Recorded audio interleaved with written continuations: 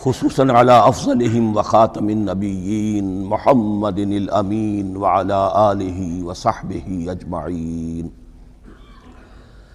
اما بعد فاعوذ باللہ من الشیطان الرجیم. بسم اللہ الرحمن الرحیم. اب جو الفاظ آ رہے ہیں بہت سخت ہیں، بہت سخت ہیں، لیکن ان کو پڑھتے ہوئے درون بینی ضرور کیجیے گا، اپنے اندر جھانکیے گا. ثم قست قلوبکم، پھر تمہارے دل سخت ہو گئے. جب دین میں ہیلے بہانے نکالے جانے لگے اور ہیلوں بہانوں کے ذریعے سے شریعت کے احکام سے بچا جائے، اللہ کو دھوکہ دینے کی کوشش کی جائے، اس کا جو نتیجہ نکلتا ہے وہ دل کی سختی ہے. ثم قست قلوبکم، پھر تمہارے دل سخت ہو گئے. فہی کالحجارۃ او اشد قسوۃ، تو وہ تو اب پتھروں کے مانند ہیں، بلکہ سختی میں ان سے بھی زیادہ شدید ہے. یہ ویسے بھی فصاحت اور بلاغت کا بھی بڑا ایک عمدہ مقام ہے قرآن کا. وَإِنَّ مِنَ الْحِجَارَةِ لَمَا يَتَفَجَّرُ مِنْهُ الْأَنْهَارُ، پتھروں میں سے تو ایسے بھی ہوتے ہیں جن میں سے چشمے پھوٹ بہتے ہیں. وَإِنَّ مِنْهَا لَمَا يَشَقَّقُ فَيَخْرُجُ مِنْهُ الْمَاءُ، اور ایسے بھی ہیں جو شق ہو جاتے ہیں، پتھر چٹانیں، ان میں سے پانی برآمد ہو جاتا ہے. وَإِنَّ مِنْهَا لَمَا يَهْبِطُ مِنْ خَشْيَةِ اللَّهِ، اور ان میں وہ بھی ہوتے ہیں جو اللہ کے خوف سے گر پڑتے ہیں. وَمَا اللَّهُ بِغَافِلٍ عَمَّا تَعْمَلُونَ، اور اللہ تعالیٰ غافل نہیں ہے اس سے کہ جو تم کر رہے ہو. یہ کیفیت جو ہے ثم قست قلوبکم فہی کالحجارۃ واشد قسوۃ، ہے کون؟ یا بنی اسرائیل اذکروا نعمتی التی انعمت علیکم وانی فضلتکم علی العالمین، جن پر 1400 برس ایسے گزرے کہ کوئی لمحہ ایسا نہ تھا کہ نبی موجود نہ ہو، جنہیں 3 کتابیں دی گئیں. لیکن یہ کہ اپنی بدعملی، عقائد میں بھی مین بیخ کر کے اپنے آپ کو بچانے کے راستے نکال لینا، اعمال میں بھی ہیلوں کے ذریعے سے، کتاب الحیل کے ذریعے سے اپنے آپ کو ذمہ داریوں سے مبرہ کر لینا، اس کا نتیجہ پھر یہ نکلتا ہے. اللہ تعالیٰ مجھے اور آپ کو اس انجام بد سے بجائے. ان یؤمنوا لکم وقد کان فریق منہم یسمعون کلام اللہ ثم یحرفونہ من بعد ما عقلوہ وہم یعلمون. صدق اللہ العظیم. رب اشرح لی صدری ویسر لی امری واحلل عقدۃ من لسانی یفقہوا قولی. اللہم ربنا الہمنا رشدنا واعذنا من شرور انفسنا. اللہم ارنا الحق حقا وارزقنا اتباعہ وارنا الباطل باطلا وارزقنا اجتنابہ. اللہم وفقنا لما تحب وترضى.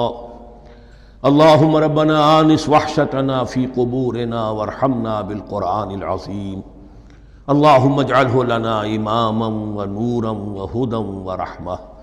اللہم ذکرنا منہ ما نسینا وعلمنا منہ ما جہلنا وارزقنا تلاوتہ آناء اللیل وآناء النہار واجعلہ لنا حجتا یا رب العالمین. آمین. اب تک ہم نے سورہ بقرہ کے 8 رکوع اور اس پر مستضاد صرف 3 آیات کا مطالعہ کیا ہے. آج میں چاہتا ہوں کہ ہماری رفتار قدرے تیز ہو.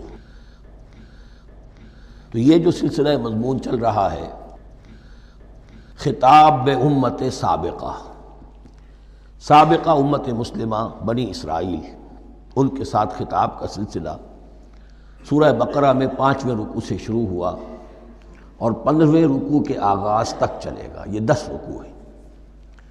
عرض کر چکا ہوں بار بار، اور اس کو میں چاہتا ہوں آپ اچھی طرح ذہن نشین کر لیں کہ اس میں سے پہلا رکوع جو ہے وہ دعوت کا ہے، وہ بہت فیصلہ کن ہے. یہی وجہ ہے کہ دیکھیے اس رکوع کا آغاز ہوا یا بنی اسرائیل اذکروا نعمتی التی انعمت علیکم واوفوا بعہدی اوف بعہدکم وایای فارہبون. اور خود بخود ظاہر ہو رہا ہے اسلوب کلام سے کہ اگلے رکوع سے بات کا رنگ بدل گیا ہے. یا بنی اسرائیل اذکروا نعمتی التی انعمت علیکم وانی فضلتکم علی العالمین واتقوا یوما لا تجزی نفس عن نفس شیئا ولا يقبل منها شفاعت ولا يؤخذ منها عدل ولا هم ينصرون. یہ تہدید کا انداز ہے، دھمکی کا انداز ہے. تو میں نے عرض کیا تھا کہ 5واں رکوع اس خطاب میں بمنزلہ فاتحہ ہے، بہت اہم ہے، اور بقیہ جو 9 رکوع ہیں ان میں بریکٹ کا انداز ہے کہ 2 آیتوں سے بریکٹ شروع ہوتی ہے، انہی 2 آیتوں پر بریکٹ ختم ہوگی۔ یہ ملامت کا خطاب ہے، اور ان کے خلاف ایک مفصل فرد قرارداد جرم جو ہے وائد کی گئی ہے، جس کے نتیجے میں وہ اس منصب سے معزول کر دیے گئے جس پر 2000 برس سے فائز تھے، اور ان کی جگہ پر اب امت محمد، نئی امت مسلمہ علی صاحب الصلاۃ والسلام، اب اس کا نصب، اس کی انسٹالیشن، اور اس کی انسٹالیشن سیریمنی کے طور پر تحویل قبلہ کا معاملہ۔ یہ ربط کلام اگر سامنے نہ رہے تو انسان کھو جاتا ہے قرآن مجید کی طویل صورتوں کو پڑھتے ہوئے کہ بات کہاں سے چلی تھی، کدھر جا رہی ہے، کیا ربط ہے، کیا تعلق ہے، سیاق کلام کیا ہے۔ اس کو میں اس لیے بار بار، حالانکہ مجھے معلوم ہے کہ وقت کم ہے، لیکن میں اس چیز کو زیادہ اہمیت دے رہا ہوں۔ اب ان 9 رکوعوں کے مضامین میں کچھ تو واقعات ہیں، تم نے یہ کیا، تم نے یہ کیا، تم نے یہ کیا، ظاہر بات ہے ترجمہ تو کرنا ہوگا، کچھ مختصر وضاحت بھی کرنی ہوگی، لیکن ان کے تفصیل میں جانے کی ضرورت نہیں ہے۔ لیکن آپ نے دیکھا کہ کچھ واقعات کے بعد پھر کچھ ایسے یونیورسل ٹروتھس بیان ہوئے ہیں، ایسے عظیم حقائق کہ جو ابدی حقائق ہیں، ان کا کسی وقت سے، کسی قوم سے، کسی خاص گروہ سے تعلق نہیں، وہ تو اصول ہیں، سنت اللہ ہم انہیں کہہ سکتے ہیں، یہ اللہ کے جو عام قوانین ہیں، قواعد ہیں اس کائنات میں۔ ایک تو قوانین ہے طبعیہ، فزیکل لاز، ایک مورل لاز ہے کہ جو اس دنیا میں اللہ تعالیٰ کی طرف سے کار فرما ہے۔ تو جہاں وہ مورل لاز آتے ہیں جنہیں آپ کہا کرتے تھے جب بچپن میں کہانی پڑھی اور کہانی کے بعد لکھا اس کا مورل لیسن کیا ہے، اس کہانی سے سبق کیا حاصل ہوا، تو تھوڑے تھوڑے وقفے کے بعد وہ آیات آتی ہیں کہ جو اس گویا کہ اس سلسلہ کلام کے اندر یہ انتہائی اہمیت کی حامل ہیں، اس لیے کہ وہ یونیورسل اہمیت کی حامل ہیں، اور ان میں در حقیقت ایک رہنمائی پوشیدہ ہے موجودہ امت مسلمہ کے لیے۔ مثلا جتنا حصہ ہم اب تک پڑھ چکے ہیں ان میں سے پہلے تو وہ آیت یاد کیجئے، وَضُرِبَتْ عَلَيْهِمُ الذِّلَّةُ وَالْمَسْكَنَةُ وَبَاءُوا بِغَضَبٍ مِّنَ اللَّهِ۔ معلوم ہوا کہ ایسا ہو سکتا ہے کہ ایک امت مسلمان ہو، اس پر اللہ کے بڑے فضل ہوئے ہوں، بڑا اکرام ہوا ہو، بہت انعام ہوا ہو، پھر وہ اپنی بے عملی یا بد عملی کے باعث اللہ تعالیٰ کے غضب کی مستحق ہو جائے اور ذلت اور مسکنت اس پر تھوپ دی جائے۔ یہ ایک یونیورسل ٹروتھ وہاں سے نکل آیا کہ ہمیں سوچنا ہوگا، یہ ایک لمحہ فکریہ ہے امت مسلمہ کیا کہ کیا ہم تو کہیں آج اس پوزیشن میں نہیں ہیں۔ حدیث میں آپ کو سنا چکا ہوں، لَيَأْتِيَنَّ عَلَىٰ أُمَّتِي مَا أَتَىٰ عَلَىٰ بَنِي إِسْرَائِيلَ حَسْبَ النَّعْلِ بِالنَّعْلِ۔ دوسرا اسی طرح کا یونیورسل ٹروتھ والا مقام تھا آخری جو ہم نے کل پڑھا ہے، ثُمَّ قَسَتْ قُلُوبُكُمْ وَهِيَ كَالْحِجَارَةِ أَوْ أَشَدُّ قَسْوَةً۔ کسی مسلمان امت کا یہ حال بھی ہو سکتا ہے کہ ان کے دل اتنے سخت ہو جائیں کہ سختی میں پتھروں کو اور چٹانوں کو مات دے جائیں۔ یہ بھی ایک کیفیت ہے جو سامنے آئی، حالانکہ قوم وہ ہے انی فضلتکم علی العالمین، از کجا تاب کجا، لیکن یہ حقیقت بھی ہمارے سامنے آئی کہ یہ چیزیں جو ہیں اپنی جگہ پر امکانات میں سے ہیں۔ البتہ یہاں ایک بات میں عرض کر دوں کہ اس قساوت قلبی میں پوری امت برابر مسلط جو ہے مبتلا نہیں ہوا کرتی ہے، اس میں امت کے جو قائدین ہوتے ہیں اور امت مسلمہ کے قائدین اس کے علماء ہوتے ہیں، سب سے زیادہ شدت کے ساتھ یہ خرابی ان میں آتی ہے، اس لیے کہ باقی لوگ تو پیروکار ہیں، پیچھے چلتے ہیں، وہ اعتماد کرتے ہیں کہ یہ ہے اللہ کی کتاب کے پڑھنے والے، یہ ہے تورات کے حامل، یہ جانتے ہیں، وہ ان کے پیچھے پیچھے چل رہے ہوتے ہیں۔ لیکن جو لوگ جان بوجھ کر اللہ کی کتاب میں تحریف کر رہے ہوں، انہیں تو پتہ ہے ہم کیا کر رہے ہیں۔ جو لوگ جان بوجھ کر حق کو پہچان کر اس کا انکار کر رہے ہیں، انہیں تو پتہ ہے کہ ہم کیا کر رہے ہیں۔ در حقیقت یہ سزا ان پر آتی ہے۔ یہ بات اب ان آیات میں جو آج ہم پڑھنے چلے ہیں بہت زیادہ واضح ہو جائے گی انشاءاللہ۔ فرمایا افتطمعون ان یؤمنوا لکم، تو اے مسلمانوں کیا تم یہ توقع رکھتے ہو کہ یہ ایمان لے آئیں گے تم پر، تمہاری بات مان لیں گے؟ ظاہر بات ہے مسلمانوں کو توقع تھی کہ مشرکین مکہ تو بہت دور تھے دین سے، توحید سے دور، رسالت کا کوئی تصور ہی نہیں، کتاب کوئی ان کے پاس تھی ہی نہیں۔ یہ تو یہود ہیں اور ان کے پاس تو کتاب رہی ہے، یہ موسیٰ کے ماننے والے ہیں، یہ توحید کے علم بردار ہیں، یہ آخرت کا بھی اقرار کرتے ہیں، تو ان کو جھٹپٹ مان لینا چاہیے۔ تو تو جو مسلمانوں کے دل میں، عام مسلمانوں کے دل میں جو حسن ظن تھا، اب در حقیقت یہ اس کو ایڈریس کیا جا رہا ہے، افتطمعون ان یؤمنوا لکم، تمہیں بڑی طمع ہے، کوشش ہے، تمہاری خواہش ہے، آرزو ہے، تمنا ہے، توقع ہے کہ یہ بات مان لے گے تمہاری۔ وَقَدْ كَانَ فَرِيقٌ مِّنْهُمْ يَسْمَعُونَ كَلَامَ اللَّهِ ثُمَّ يُحَرِّفُونَهُ مِن بَعْدِ مَا عَقَلُوهُ وَهُمْ يَعْلَمُونَ، جبکہ حال یہ ہے کہ ان میں سے ایک جماعت، ایک گروہ وہ بھی ہے کہ جو اللہ کے کلام کو سن کر پھر اس میں تحریف کرتا رہا ہے، اس کے بعد کہ اس کو سمجھ لیتا تھا اور اچھے جان بوجھ کر تحریف کرتا تھا۔ اب ظاہر بات وہ گروہ کون ہوں گے؟ علماء ہی تو ہیں نا، عام آدمی تو تحریف نہیں کر سکتا تھا، تحریف کرنے والے تو علماء تھے۔ افتؤمنون ان یؤمنوا لکم وقد کان فریق منہم یسمعون کلام اللہ ثم یحرفونہ من بعد ما عقلوہ وہم یعلمون وَإِذَا لَقُوا الَّذِينَ آمَنُوا قَالُوا آمَنَّا۔ اب دیکھیے ایک بات بڑی عجیب سامنے آئے گی کہ جس طرح منافقین مسلمانوں میں تھے، ایسے ہی منافقین یہود میں بھی تھے۔ یہود میں سے کچھ لوگ ایسے تھے کہ جن پر حق جب منکشف ہو گیا، اور کچھ ان کی صالح فطرت بھی تھی، اب وہ آنا چاہتے تھے اسلام کی طرف، لیکن اپنے خاندان کو، گھر والوں کو، اپنے کاروبار کو، اپنے قبیلے کو چھوڑنا بھی ممکن نہیں تھا، اور قبیلوں کی سرداری جو ہے وہ ان کے علماء یہود کے پاس ہے۔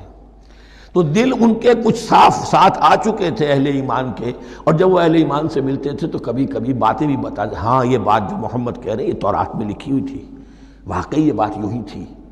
اب اس کے بعد جب وہ جاتے تھے اپنے شیاطین کے پاس، وہی شیاطین ان کے علماء، ان کے بڑے سرکردہ لوگ، تو وہ جا کر انہیں ڈانٹ ڈپٹ کرتے تھے، بے وقوفو یہ کیا کر رہے ہو تم، یہ بات بتا رہے ہو انہیں تاکہ اللہ کے ہاں جا کر وہ تم پر حجت قائم کرے کہ انہیں پتا تھا اور پھر بھی انہوں نے نہیں مانا۔ اب یہ ان کا آپس کا مکالمہ ہو رہا ہے۔ وَإِذَا لَقُوا الَّذِينَ آمَنُوا قَالُوا آمَنَّا، اور ان میں سے کچھ لوگ ہیں کہ جب ملتے ہیں اہل ایمان سے تو وہ کہتے ہیں ہم ایمان لے آئے۔ وَإِذَا خَلَا بَعْضُهُمْ إِلَىٰ بَعْضٍ، اور جب وہ خلوت میں ہوتے ہیں ایک دوسرے کے ساتھ، قالوا وہ کہتے ہیں اتحدثونہم، کیا تم بتا رہے ہو ان کو، بما فتح اللہ علیکم، وہ باتیں جو اللہ نے کھولی ہیں تم پر، لیحاجوکم بہ عند ربکم، کہ وہ تم پر حجت قائم کریں تمہارے رب کے پاس، کہ اللہ اس نے مانا تھا کہ ہاں تورات میں یہ ہے، تو تم ذرا عقل سے کام لو، اور یہ حقیقتیں جو تورات کے ذریعے سے ہمیں معلوم ہے ان مسلمانوں کو مت بتاؤ۔ اس پر اللہ کا تبصرہ کیا ہے؟ افلا تعقلون، یہ تو ابھی انہی کا قول ختم ہوا کہ کیا تم عقل نہیں ہے کہ تم ایسا بے وقوفی کا کام کر رہے ہو؟ اولا یعلمون، یہ تبصرہ اللہ کا، تو کیا یہ لوگ نہیں جانتے ان اللہ یعلم ما یسرون وما یعلنون، کہ اللہ تو جانتا ہے وہ سب کچھ بھی جو وہ چھپاتے ہیں اور وہ سب کچھ بھی جسے وہ ظاہر کرتے ہیں۔ تو چاہے یہ باتیں مسلمانوں کو بتاؤ نہ بتاؤ، اللہ کی طرف سے تو محاسبہ ہو ہی جانا ہے، لہذا یہ بھی ان کی ناسمجھی کی دلیل ہے۔ اب آ رہی ہے وہ اصل اہم بات جو میں نے آج ابتدا میں بیان کر دی تھی، وَمِنْهُمْ أُمِّيُّونَ، ان میں سے بھی ایک طبقہ تو ہے ان پڑھ لوگوں کا۔ اب دیکھیے امی اصل میں تو ایک طرح سے کہنا چاہیے کہ مشرکین عرب کے لیے لفظ ہے قرآن مجید میں، کیوں؟ ان کے اندر پڑھنے لکھنے کا رواج بھی نہیں تھا، کوئی آسمانی کتاب بھی ان کے پاس نہیں تھی۔ لیکن اب یہود کے بارے میں کہا جا رہا ہے، جیسے آج مسلمان ہیں کہ اکثر و بیشتر مسلمان تو جاہل ہیں، چاہے پی ایچ ڈی کیا ہوا ہو، پی ایچ ڈی تو فزکس میں کیا ہوا ہے، قرآن کی الف بیتیں نہیں آتی، دین کے جو ہیں مبادی تک سے ناواقف ہیں، بہت پڑھے لکھے، اس کو ہمارے بعد لوگ کہتے ہیں پڑھے لکھے جاہل۔ آج کی عظیم اکثریت مسلمانوں کے پڑھے لکھے مسلمانوں کی وہ پڑھے لکھے جاہلوں پر مشتمل ہے، اس میں شامل کر لیجئے ہماری اکثریت جو ہے ہی بغیر پڑھی لکھی۔ تو اب انہیں کیا پتہ، وہ تو سارا اعتماد کریں گے علماء پر، کوئی بریلوی ہیں بریلوی علماء پر اعتماد کریں گے، کوئی دیوبندی ہیں وہ دیوبندی علماء پر اعتماد کریں گے، کوئی اہل حدیث ہیں وہ اہل حدیث علماء پر اعتماد کریں گے۔ منہم امیون، اب امیون کا سہارا کیا ہوتا ہے؟ منہم امیون لا یعلمون الکتاب الا امانیہ، وہ کتاب سے تو واقف نہیں ہوتے، اپنی کچھ خواہشات ہیں کہ جن کو جانتے ہیں۔ یہ خواہشات بعد میں کھل جائے گا، یہ خواہشات کیا ہیں؟ ہم تو اسرائیلی ہیں، ہم تو اللہ کے محبوب ہیں، ہم تو امت محمد میں ہیں، ہماری تو شفاعت ہو ہی جائے گی، یہ امانی ہے۔ تلک امانیہم، اور ہمیں تو جہنم میں داخل کیا بھی تو تھوڑے سے عرصے کے لیے، ہمیں نکال لیا جائے گا۔ یہ امانی ہے۔ تو ان کے پاس تو یہ تو ان امانی، امنیہ کہتے ہیں خواہش، امانی اس کی جمع ہے، یہ اپنی خواہشات، انگریزی کا لفظ صحیح تعبیر کرے گا وشفل تھنکنگ، یہ اپنی اس وشفل تھنکنگ کے سہارے جی رہے ہیں، علم ان کے پاس ہے ہی نہیں۔ وَإِنْهُمْ إِلَّا يَظُنُّونَ، اور وہ نہیں کچھ کر رہے مگر ظن و تخمین، گمان ہے، ان کے اپنے من گھڑت خیالات ہیں۔ فَوَيْلٌ لِّلَّذِينَ يَكْتُبُونَ الْكِتَابَ بِأَيْدِيهِمْ، تو اصل ہلاکت اور بربادی اور ویل کے بارے میں بعض روایات یہ بھی آئی ہیں کہ وہ جہنم کا وہ طبقہ ہے جس سے خود جہنم پناہ مانگتی ہے، سخت ترین۔ تو وہ ویل، وہ تباہی جو ہے ان کے لیے ہے جو کتاب لکھتے ہیں اپنے ہاتھ سے، ثم یقولون ھذا من عند اللہ، اور پھر کہتے ہیں یہ اللہ کی طرف سے ہے، لیشتروا بہ ثمنا قلیلا، تاکہ حاصل کر لیں اس سے کچھ بڑی گھٹیا سی حقیر سی قیمت۔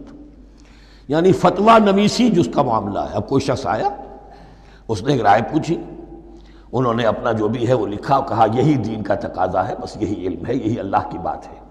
اب اس میں کتنا کچھ واقعتاً انہوں نے صحیح بات کہی ہے، کتنی ہٹ درمی سے کام لیا ہے، کتنی کسی رشوت کے مبنی کو رائے دی ہے، خود بدلتے نہیں قرآن کو بدل دیتے ہیں، وہ کس درجہ فقیہان حرم بے توفیق۔ تو یہ ان کے علماء کا کردار تھا۔ ثم یقولون ھذا من عند اللہ لیشتروا بہ ثمنا قلیلا فویل لہم مما کتبت ایدیہم، تو ہلاکت اور بربادی ہے ان کے لیے اس چیز سے کہ جو ان کے ہاتھوں نے لکھی، وویل لہم مما یکسبون، اور ان کے لیے ہلاکت اور بربادی ہے اس کمائی سے جو وہ کر رہے ہیں۔ یہ سارا دھندا جو ہے فتویٰ فروشی کا اور دین فروشی کا، اس کے لیے تباہی وہ اپنے لیے مول لے رہے ہیں، اس سے کوئی ان کو اللہ تعالیٰ کے ہاں کوئی اجر و ثواب نہیں ملے گا۔ وقالوا، اب یہ آگے امانی، وقالوا لن تمسنا النار الا ایاما معدودہ، وہ کہتے ہیں ہمیں تو آگ چھو ہی نہیں سکتی، ہاں گنتی کے چند دن، صرف یہ کہ دوسروں کی آنکھوں میں دھول جھونکنے کے لیے کہ کوئی اعتراض نہ کر دے، اللہ ہمیں آگ میں پھینکا جا رہا اور ان کو نہیں پھینکا جا رہا، یہ ہم سے بھی بدتر تھے کردار میں، تو شاید ان کا منہ بند کرنے کے لیے چند دن کے لیے ہمیں جہنم میں ڈال دیں گے، پھر فوراً نکال لیں۔ وَقَالُوا لَن تَمَسَّنَا النَّارُ إِلَّا أَيَّامًا مَّعْدُودَةً، اور وہ کہتے ہیں کہ نہیں چھو سکتی ہمیں آگ مگر گنتی کے چند دن۔ قُلْ اتَّخَذْتُمْ عِندَ اللَّهِ عَهْدًا، ان سے کہیے کیا تم نے اللہ سے کوئی عہد لے لیا ہے، کوئی قول و قرار ہو گیا ہے؟ فَلَن يُخْلِفَ اللَّهُ عَهْدَهُ، کہ تمہیں یہ یقین ہے کہ اللہ اپنے عہد کے خلاف نہیں کرے گا۔ ام تقولون علی اللہ ما لا تعلمون، یا تم اللہ کی طرف اس بات کی نسبت کر رہے ہو، تہمت لگا رہے ہو، جڑ رہے ہو یہ بات اللہ پر جو تم نہیں جانتے، جس کے لیے تمہارے پاس کوئی علم نہیں ہے۔ بلا من کسب سیئۃ، اب یہ انتہائی وہ یونیورسل ٹروتھس جو ہیں جو میں نے کہا تھا، ابدی حقائق، اس کی عظیم ترین حقیقت آ رہی ہے، نوٹ کیجئے۔ بلا، کیوں نہیں، من کسب سیئۃ، جس شخص نے جان بوجھ کر ایک گناہ کمایا، لیکن گناہ بڑا، کبائر، صغائر نہیں، سیئۃ، یہ اس کی جو تنکیر ہے وہ ایک کا فائدہ بھی دے رہی ہے اور تفخیم کا بھی۔ جس نے بھی جان بوجھ کر کسبا، ایک گناہ کمایا، فاحاطت بہ خطیئتہ، اور اس کی خطا نے اس کا گھیراؤ کر لیا، یعنی ایک ہی گناہ ہے، سود کھا رہا ہے، باقی نماز ہے، تہجد ہے، یہ ہے وہ ہے، لیکن اس ایک گناہ کی برائی بھی اتنی اس کے گرد جو ہے چھا جائے گی کہ پھر اس کی یہ ساری نیکیاں ختم ہو کر رہ جائیں، ایک گناہ۔ بلا من کسب سیئۃ واحاطت بہ خطیئتہ فاولئک اصحاب النار هم فیہا خالدون، اس میں ہمارے مفسرین نے یہ لکھا ہے کہ اس کی خطا کاری اتنی اس کے اوپر چھا جائے کہ ایمان کا کوئی اثر باقی نہ رہے۔ اور المعاصی برید الکفر، یہ علماء کے ہاں اصول ہے کہ یہ جو گناہ ہوتے ہیں یہ ڈاک ہے کفر کی، ہوتے ہوتے گناہ پر مداومت اگر اس پر چلتا ہے تو اصل میں ہوتے ہوتے ہوتا یہ ہے کہ اسے پتہ بھی نہیں ہوتا، وہ اپنے آپ کو مسلمان سمجھتا ہے، اندر سے ایمان ختم ہو چکا ہوتا ہے، دیمک کی طرح جو ہے وہ دروازے کی چوکھٹ جو ہے کھائی گئی، اوپر صرف ایک ونیئر لگا ہوا ہے جو نظر نہیں آ رہا۔ یہ عقل جو ہے اللہ نے دیمک کو بھی دی ہے کہ چھوٹی سی چھپٹی چھوڑ دینا تاکہ دھوکہ کھاتے رہیں لوگ گھر والے، باقی یہ کہ اندر سے کھوکھلا کر دیا۔ اولئک اصحاب النار، یہ آگ والے ہیں، ہم فیہا خالدون، جو اس میں ہمیشہ ہمیشہ رہیں گے۔ یہ ہے قاعدہ کلیہ، قرآن کا قطعی اور ابدی فیصلہ۔ والذین آمنوا وعملوا الصالحات، ہاں اس کے برعکس جو لوگ ایمان لائیں اور نیک عمل کریں۔ اب نیک عمل میں ہر شخص نے اپنا اپنا نظریہ بنا رکھا ہے۔ مراد نیک عمل قرآن مجید کا کیا ہے؟ دین کے سارے تقاضوں کو ادا کرنا، وہ نیک عمل ہوگا۔ آپ نے ایک نیکی لے لی، یتیم خانہ کھول دیا، بڑی فاؤنڈیشن بنا دی، بیواؤں کا انتظام ہو رہا ہے، لیکن کاروبار میں سودی لین دین ہے، جھوٹ ہے، فریب ہے، دھوکہ ہے، سب چل رہا ہے، تو یہ نہیں ہے۔ دین کے تقاضے یہ بھی ہے کہ دین کو قائم کرنے کی جد و جہد میں لگو، اس کی شرائط پوری کرو۔ تو فرمایا والذین آمنوا وعملوا الصالحات اولئک اصحاب الجنہ ھم فیہا خالدون، وہ ہیں جنت والے اور وہ اس میں ہمیشہ ہمیشہ رہیں گے۔ بارک اللہ لی ولکم فی القرآن العظیم ونفعنی وإیاکم بالآیات والذکر الحکیم۔